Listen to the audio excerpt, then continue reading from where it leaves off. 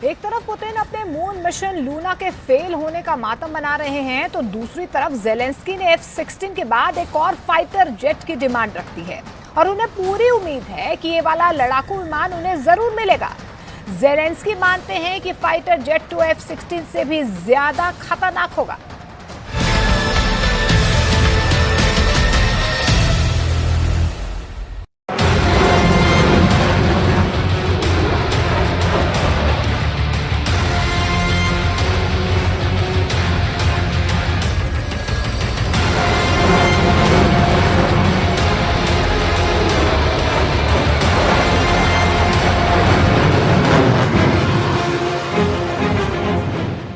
Zelensky की नजरें अब इस फाइटर जेट पर गड़ गई हैं। ज़ेलेंस्की की डिमांड अब F-16 के आगे बढ़ गई है।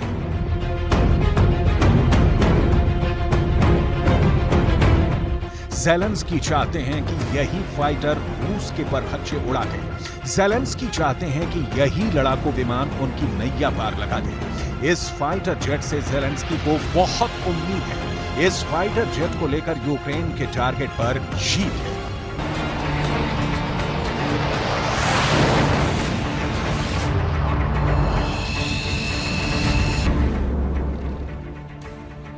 पुतिन इस फाइटर जेट को कैसे रोक पाएंगे, ये रूस के लिए भी पहेली है, क्योंकि ये यूरोप का ऐसा लड़ाकू विमान है जो सबसे आधुनिक मिसाइलों से लैस है।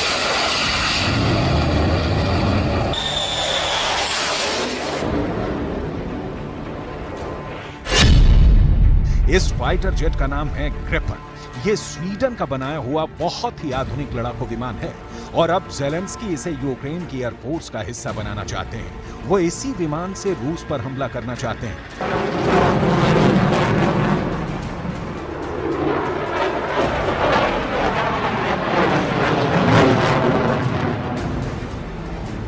लेकिन क्या ऐसा मुमकिन हो पाएगा? क्योंकि अभी तक ज़ेलेंस्की को F-16 तक नहीं मिला है। ऐसे में एक और फाइटर पर बात छेड़ना, एक और लड़ाकू विमान की डिमांड करना, क्या ये ज़ेलेंस्की की तरफ से बहुत जल्दबाजी नहीं कही जाएगी? स्वीडन के दौरे पर ज़ेलेंस्की ने खुल्लम खुल्ला ग्रिपन की डिमांड की है और जाहिर है कि पुतिन इस बात से खुश नहीं होंगे, ये पक्का है।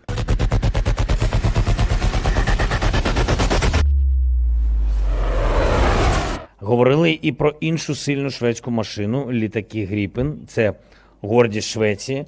І я впевнений, що Гріпени можуть зробити нашу свободу значно більш захищеною. Тестові випробування Гріпенів за участі українців, наших пілотів. ज़ेलेंस्की का दावा है कि यूक्रेन के पायलट्स ने ग्रिपन पर टेस्ट फ्लाइट भी शुरू कर दी है, यानी उसे आजमाना शुरू कर दिया है। लेकिन बड़ा सवाल ये कि उनको ग्रिपन वाकई में मिलेगा या फिर ज़ेलेंस्की अपना और यूक्रेन का वक्त खराब कर रहे हैं।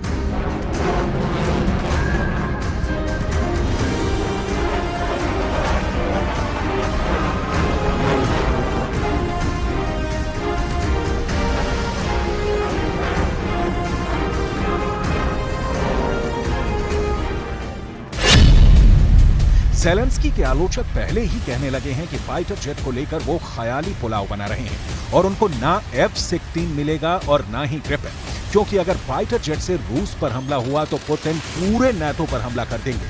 फिर पूरा यूरोप रूस के गुस्से में जलेगा और इसका सबसे पहला टारगेट बनेंगे स्वीडन और वो देश जो यूक्रेन को F-16 सप्लाई करेंगे।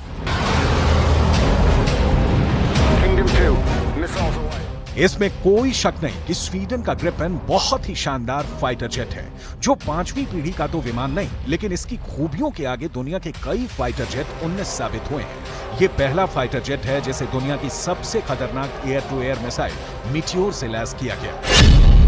इस मिसाइल की रेंज 80 से 150 किलोमीटर तक है। ग्रिपन के नए वर्जन में ऐसी 7 मिसाइल लगाई जा सकती हैं।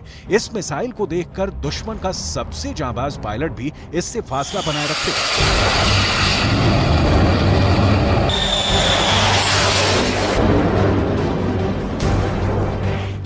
ऐसे ही हथियार हैं जो स्वीडन की वायुसेना को बहुत खास बना देते हैं। ऐसे ही हथियार हैं जो किसी भी युद्ध में गेम चेंजर साबित होते हैं, फिर चाहे दुश्मन कितना भी ताकतवर क्यों ना हो। Сьогодні ми детально поговорили майбутні кроки щодо можливості відкрити тематику отримання шведських гріпенів. Я буду зустрічатися сьогодні зі спікером парламенту, з представниками усіх парламентських. अब तो स्वीडन को नाटो में शामिल करने की बात चल रही है। यही वजह है कि अगर नाटो के साथ स्वीडन आता है या ये नाटो के साथ मिलकर रूस के खिलाफ युद्ध लड़ता है तो नुकसान में सिर्फ पुतिन की एयरफोर्स ही रहेगी, क्योंकि ग्रिपेन जैसे फाइटर जेट के शामिल होने से नाटो की ताकत कई गुना बढ़ जाएगी। इसमें कोई शक नहीं। ये डर पुतिन को भी है और उनकी वायुसेना भी इस खतरे को अच्छी तरह जानती है। स्वीडन की एयरफोर्स के पास 150 फाइटर जेट हैं। ये सभी ग्रिपेन के अलग अलग वर्जन हैं, लेकिन एक अनुमान है कि स्वीडन के पास पुराने ग्रिपेन और बाकी फाइटर जेट को मिलाकर 1000 लड़ाकू विमान हो सकते हैं, जो सीक्रेट गोदामों में रखे गए हैं। ये फौरन उड़ान के लिए तैयार नहीं, लेकिन एक छोटे नोटिस पर जल्द उड़ान लायक बनाए जा सकते हैं। इन विमानों को स्वीडन ने छुपा कर रखा हुआ है, ऐसा कई खुफिया एजेंसियों और एक्सपर्ट्स का मानना है। स्वीडन अभी तक यूक्रेन की 15,000 करोड़ रुपए के मिलिट्री पैकेज वाली मदद कर चुका है। इसमें कई तरह के हथियार हैं। अब तक स्वीडन की तरफ से हथियारों के 13 पैकेज रिलीज हो चुके हैं। अब तो नए 3,000 करोड़ के पैकेज की बात भी शुरू हो चुकी है। अगर इसमें ग्रिपेन शामिल भी किया जाता है तो वो यूक्रेन को 4 या ज्यादा से ज्यादा 5 ग्रिपेन विमान सप्लाई किए जाएंगे।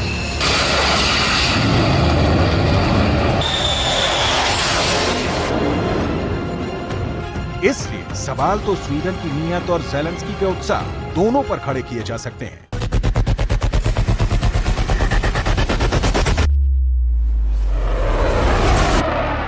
अगस्त की शुरुआत में ही ज़ेलेंस्की ने 3 मिनट का एक वीडियो जारी किया था, जिसमें उन्होंने अपनी वायुसेना की पूरी ताकत दिखाई।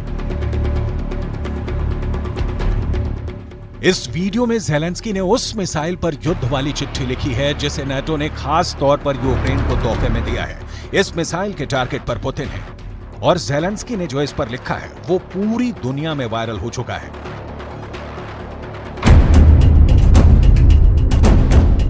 इस वीडियो में ज़ेलेंस्की ने पुतिन के युद्ध के खिलाफ जहर उगला।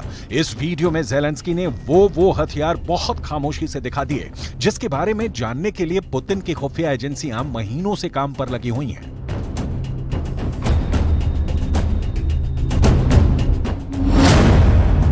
इस वीडियो में अमेरिका का दिया हुआ पैट्रियट एयर डिफेंस सिस्टम भी दिखाया गया। इस वीडियो में जर्मनी से मिला आयरस-T एयर डिफेंस सिस्टम भी साफ साफ नजर आया। इस वीडियो में ज़ेलेंस्की ने पहली बार दुनिया को स्टॉर्म शैडो मिसाइल भी दिखाई। इस वीडियो में ज़ेलेंस्की फ्रांस से मिले स्कैल्प मिसाइल भी सबके सामने पेश कर दी और फिर उस पर लिखा यूक्रेन जिंदाबाद।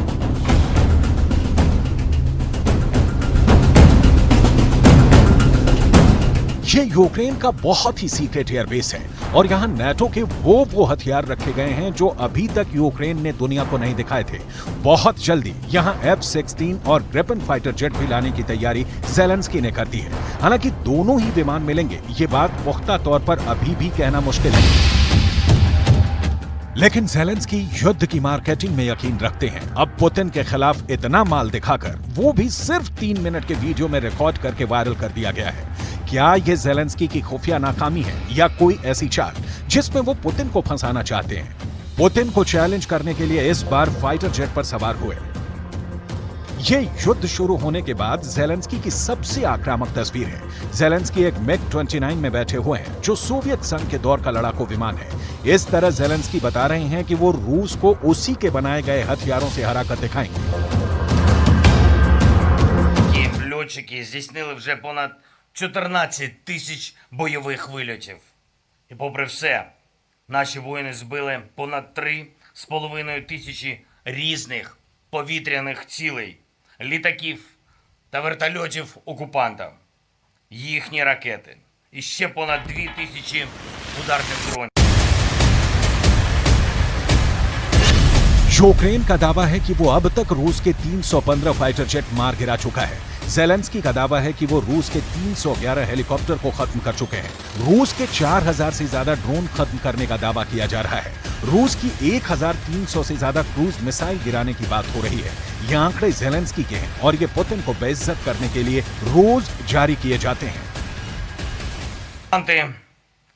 Сподівались знищити нашу авіацію, нашу протиповітряну оборону.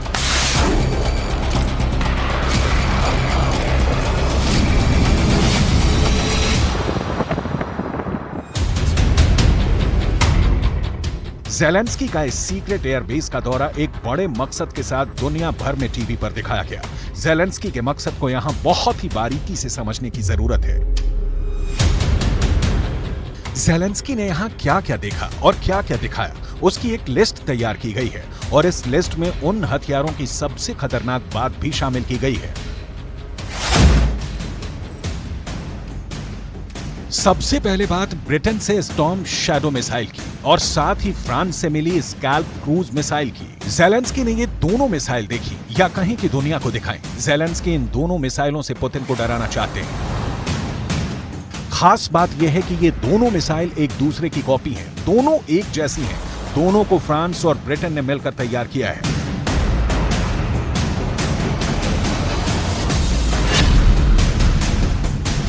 जो मिसाइलें यूक्रेन को दी गई हैं, उनमें स्टॉर्म शैडो की रेंज 250 किलोमीटर है और स्कैल्प मिसाइल की रेंज भी 250 किलोमीटर है।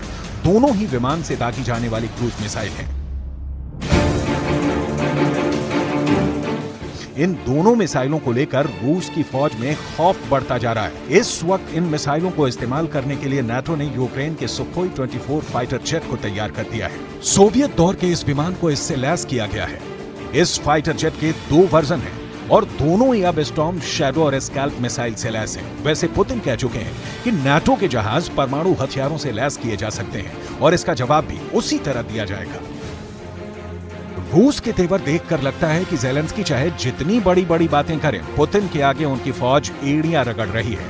ये पूरी दुनिया जानती है। जेलेंस्की का आत्मविश्वास हमेशा बाहर छलकता रहता है।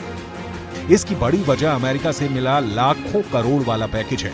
जेलेंस्की काउंटर अटैक की बातें लगातार कर रहे हैं क्योंकि इसमें बाइडेन से मिला डॉलर वाला आशीर्वाद सबसे ज्यादा मायने रखता है। जेलेंस्की को मालूम है कि काउंटर अटैक को लेकर वो अपनी जितनी तारीफ करेंगे, अमेरिका से उतनी ही ज्यादा मदद मिलेगी। ग्रिपेन और F-16 के आने का मतलब है कि यूक्रेन के आसमान में दुनिया के सबसे आधुनिक फाइटर जेट एक दूसरे के सामने उतरेंगे और उनका आमना सामना हो गया तो ये यूरोप के आगे की टक्कर होगी। ऐसे हालात में विश्व युद्ध को रोकना मुश्किल हो जाएगा।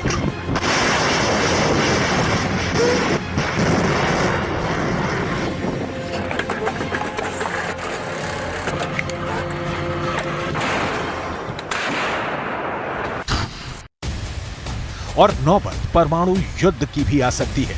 ये डर इसलिए क्योंकि इन फाइटर जेट्स की वजह से यूक्रेन से भी बड़ा युद्ध होने का खौफ बढ़ने लगा है।